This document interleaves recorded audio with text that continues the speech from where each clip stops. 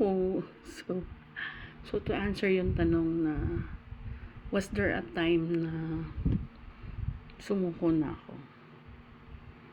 Almost. Almost. Especially yung nangyari sa amin 2 years ago. Actually, sa 48 years ko, marami akong pagsubok, marami akong pagkadapa, bagsak, tumambling pa nga eh.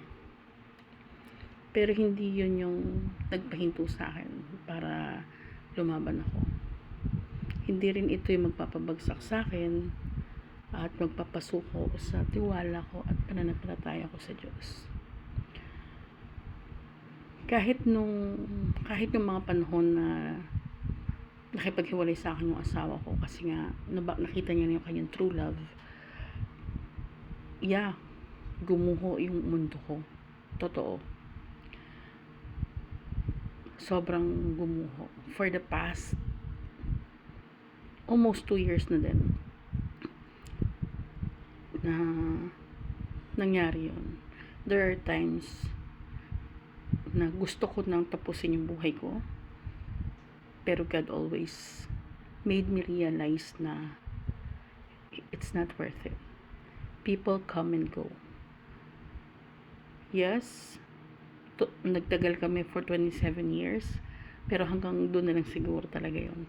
Actually, extended na yan eh. Sa sobrang dami ng chances na tinulak na ako ni God. No, it's not for you. He's not for you.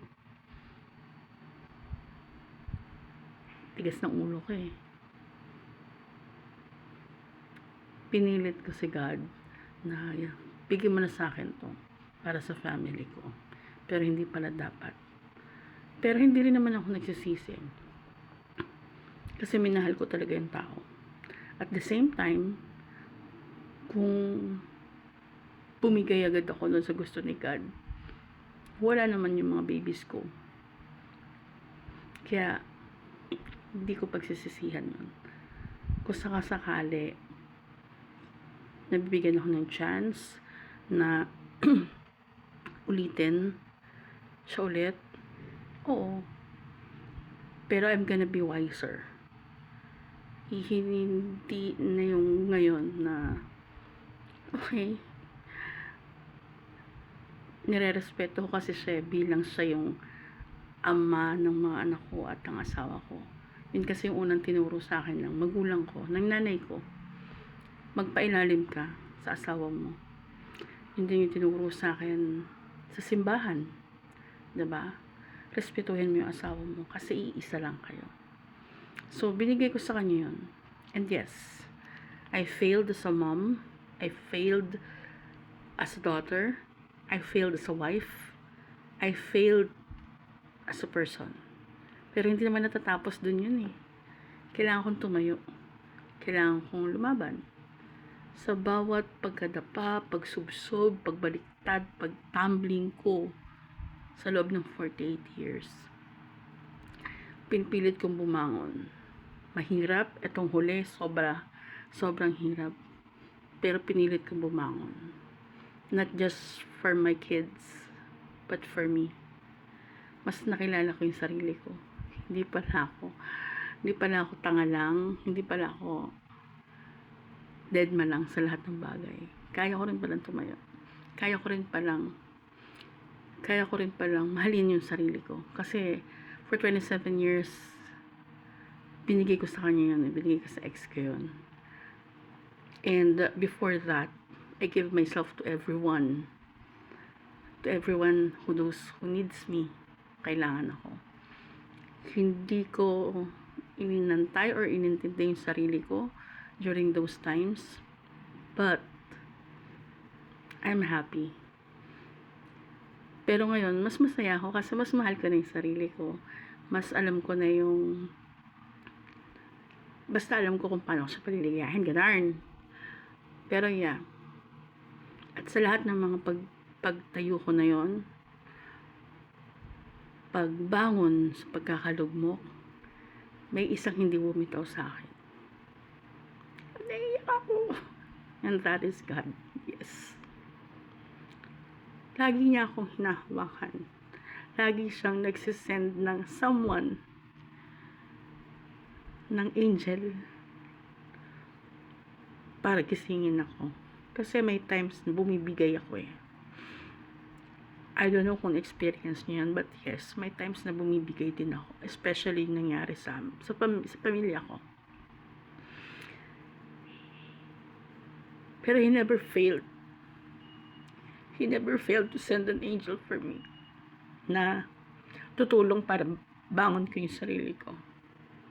Na gisingin ako. Na sabihin sa akin na, hey, hindi ka nag-iisa. Umiiyak ako, di ba? So, yun. Ang hirap nung lalaban ka na mag-isa eh. Lalo na kung hindi mo alam hindi mo kilala yung sarili mo. Hindi pa ako nagalit, nainis. Oo, sumisigaw. Oo, normal na tao ako. Pero hindi ko pa nakikita yung sarili ko kung paano talaga ako magalit. Basta alam ko sa bawat pagdapa ko, pagbangon ko, may nakaalalay sa akin. At sobrang grateful ko kasi sa lahat ng laban na yun, hindi ako iniwan ni God. Masasabi ko na meron pa akong mission dito sa mundo. Kailangan kong mahalin yung mga anak ko ng husto. Kasi sila yung bumubuo ng buhay ko ngayon.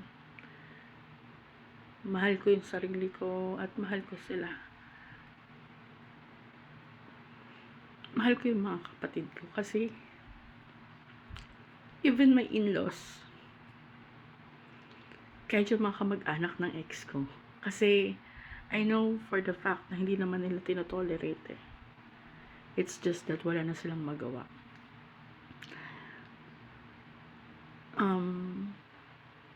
Every time you fall, every time na akala mo the end na, no? Hindi pa. So, bangon lang, laban lang.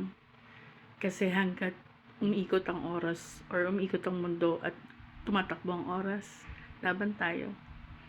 It's not just for the people who you love, but for yourself. God is with us always. Ilang beses ko na yan experience. Ilang beses na ako na aksidente. Ilang beses na ako na CS. Pero I'm still here. Nadadapa. Yeah. Sobra. Pero bumabangon. Tumalaban. Kaya laban lang tayo. Pasalamat tayo kay God kasi nandiyan siya palagi at handa nang kaalalay sa atin. Always praise Him.